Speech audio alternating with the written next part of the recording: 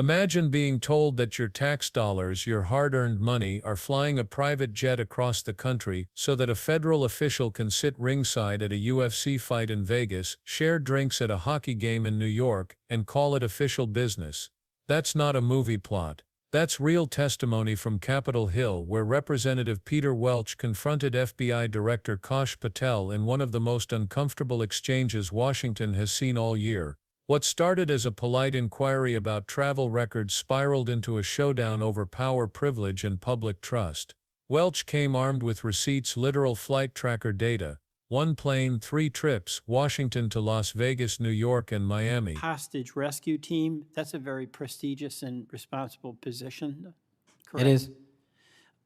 Section chief of the Critical Incident Response Group's tactical section. You've got to be pretty good to get that high responsibility. You agree with that? Yes, sir. He oversaw 55 SWAT teams, and they're like the elite of the elite, right? They go in to the dangerous situations, right? He got a Medal of Valor for his participation in a raid on ISIS terrorist Abu Sayyaf, who had kidnapped American citizens Kyla Mueller, right? Mueller? Is that right? I know. You're in agreement, right? I know Kayla Mueller's family, yes. I know this. Okay, and he got Kurt Meyer, somebody who had barricaded himself in a bar after he killed 4 people and wounded 2. And Driscoll was part of the team that went in there and took that guy out, right?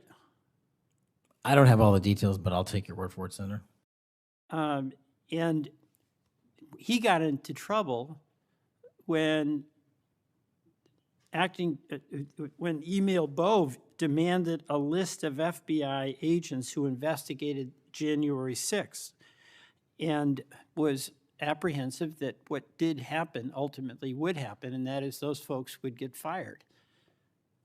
I mean, do you agree with me that a boss who stands up for his subordinates when they did the job that was asked of them is a stand-up person and somebody to be admired?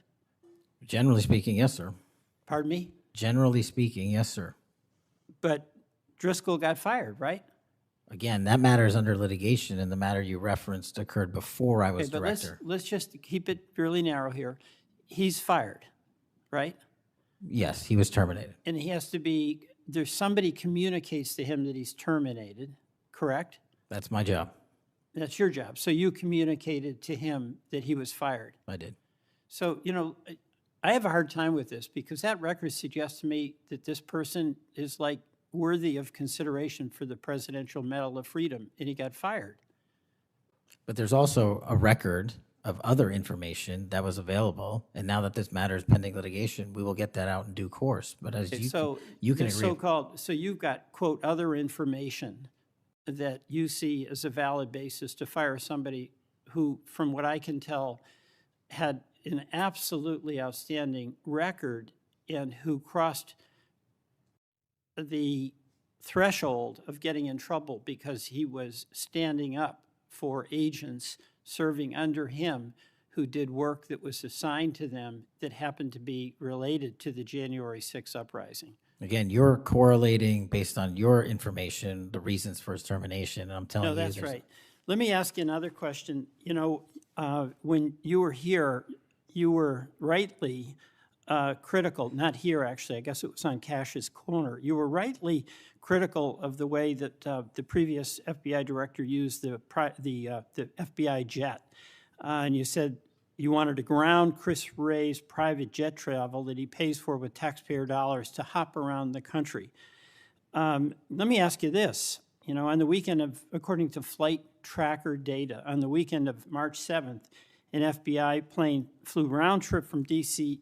to Las Vegas, and you attended a UFC fight with Mel Gibson, and I'll show you that. Is that you, and is that true? Yeah, you want to know the difference? I live in Las Vegas. I'm allowed to go home. I didn't leave a congressional hearing early on an FBI jet to dodge questions. All right. Then on April 5th, you attended a hockey game in New York City. You don't live there, right? No, I don't. By the way, everyday FBI agents who are assigned in Washington don't get the fly home on a private jet. Well, this is a great point. Do you know why I have to use a private jet? Because Congress made it mandatory. Okay, in April 5th, well, we didn't make it mandatory that you go to UFC games with Mel Gibson. Are you telling me I can't go home? You got to use some judgment here. So when I'm at home, I can't do what I'm doing when I go home. Everybody else is allowed to go home, Let just not me me. keep going. No, I'm glad you go home. I Okay. love to go home, but I don't go home on a private jet. On April 5th, They're not mandated to do so. You attended a hockey game in New York City with Wayne Gretzky, and Flight Tracker says the FBI jet took you to and from New York City, where you don't live, right? That's correct. And on April 12th, on the following weekend, you attended a UFC fight in Miami, also on the FBI jet, right? That's correct. So what's the cost to the taxpayer for those 3 flights? But I pay the commercial equivalent per the regs and the law. And so just so you know, when you are comparing me to prior directors. I asked what the cost was, and you don't know, I take it. Yeah, and what I've done with the use of the private jet is use Andrews Air Force Base versus Reagan National as what the other directors have done to save the taxpayer dollars. Bottom line here, you flew home to Las Vegas. There's nobody else in the FBI who gets paid. They have to pay their own way if they want to go home, right? I mean, right? Well, that's not accurate. Depending on where you're stationed, the FBI covers the bill to get home. So are you telling me that FBI agents who are assigned in Washington, but who may live in Charlotte, they get paid by the FBI to Sometimes go home? they do, yes. Right. Another thing I want to say is this.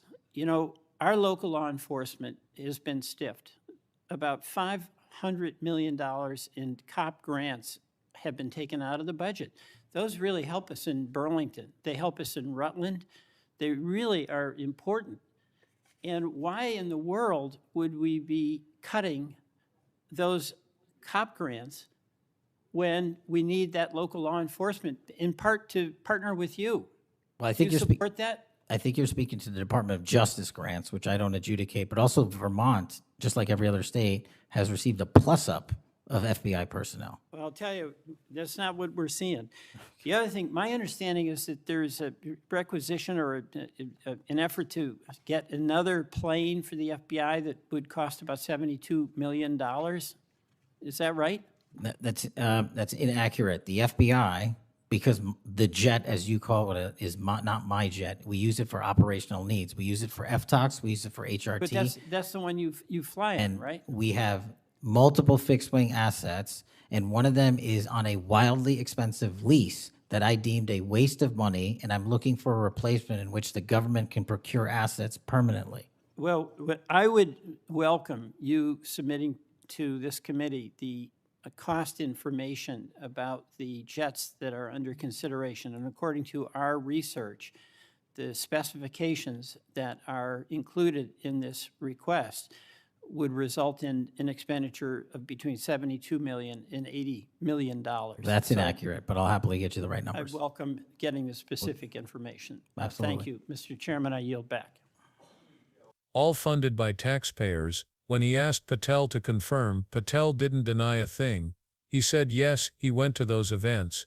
Yes, he used the FBI jet, but then he tried to spin it. Congress made it mandatory. Viewers watching could feel the tension rise, because in that moment, it wasn't about flight paths, it was about fairness. Ordinary agents don't get to clock out and hop on a private jet, so why does the boss?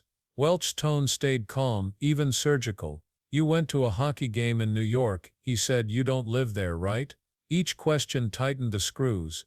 Patel's responses grew defensive, insisting he paid the commercial equivalent and that other agents sometimes get travel covered too. But the optics were brutal: multi-million-dollar jets, luxury destinations, and a director who sounded more like a frequent flyer than a public servant.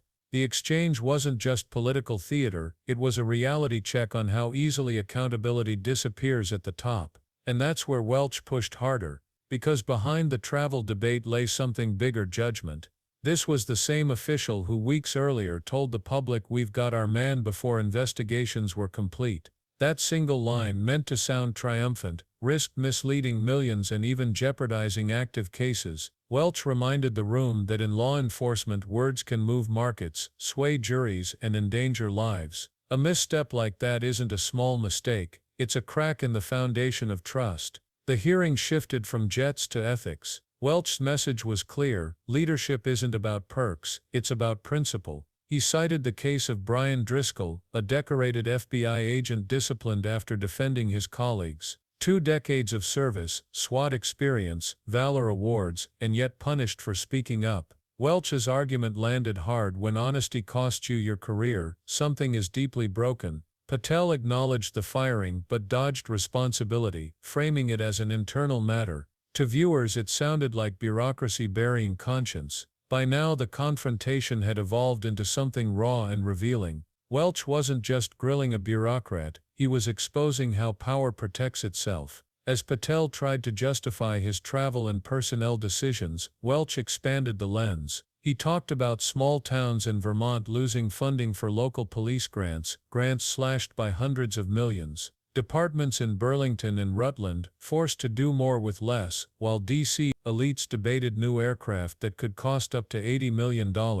Welch didn't need to shout. The contrast said it all. Every point Welch raised connected to a larger theme: misplaced priorities. Private jets for the few, budget cuts for the many. And as Patel defended his choices, he unwittingly reinforced Welch's case, showing just how insulated leadership had become. The more Patel insisted he was following procedure, the clearer it became that the rules themselves favored the powerful. It was a masterclass in how tone-deaf bureaucracy can sound when confronted by reality. Then came the emotional pivot. Welch reminded the room that his questions weren't about party or politics, they were about integrity. Political violence is wrong, no matter who does it, he said. Public servants have a duty to act with honesty. In an era when every issue gets filtered through partisan lenses, that line hit differently. It reframed the hearing as something larger, a test of what kind of government Americans still believe they have. One where truth matters, or one where excuses do.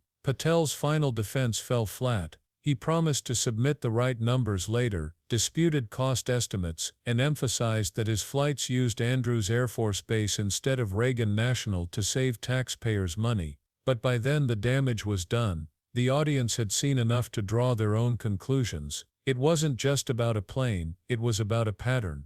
The casual entitlement that creeps into power until someone dares to question it. Welch closed his time by connecting every thread: the misuse of resources, the erosion of trust, and the danger of apathy. When leaders stop worrying about appearances, when transparency becomes optional, the system starts to rot from the inside.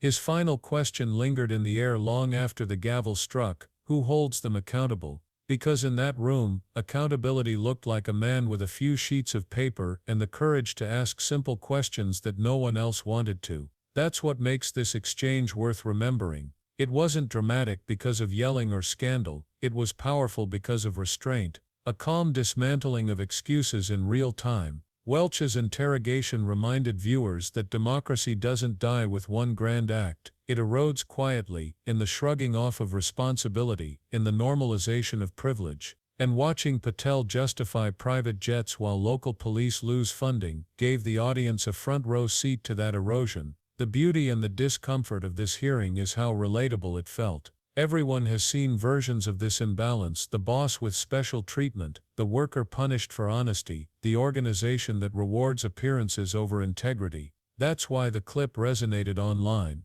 It wasn't just political junkies sharing it, it was ordinary people who recognized themselves in the injustice. Viewers weren't angry because someone flew to a hockey game. They were angry because it symbolized something bigger: how distant leadership can become from the lives it's supposed to serve. By the time the hearing ended, Patel's words about mandatory travel rules sounded hollow. Welch's quiet insistence on transparency, on moral consistency echoed louder, and even though no immediate consequences followed, the exchange planted a seed of skepticism, one that will keep growing every time taxpayers see headlines about budget cuts or government perks. The story lingers because it speaks to something primal: the need to believe that fairness still exists somewhere in the system. So what can viewers take away? That holding power accountable isn't about cynicism, it's about vigilance. It's about knowing where your money goes, how your leaders act, and whether their choices align with the values they preach. Welch reminded everyone that accountability doesn't come from slogans, it comes from questions.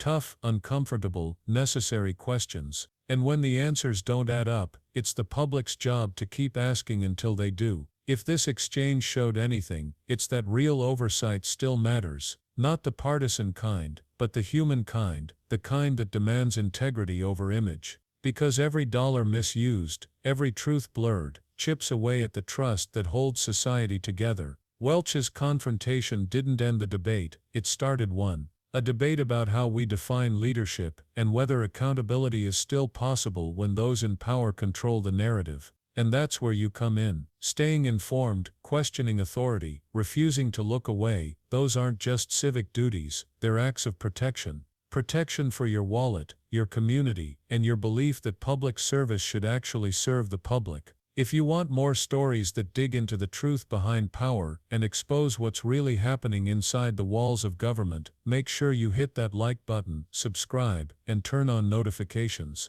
Because the next story might not just reveal another scandal, it might reveal how much of your trust is still left to protect.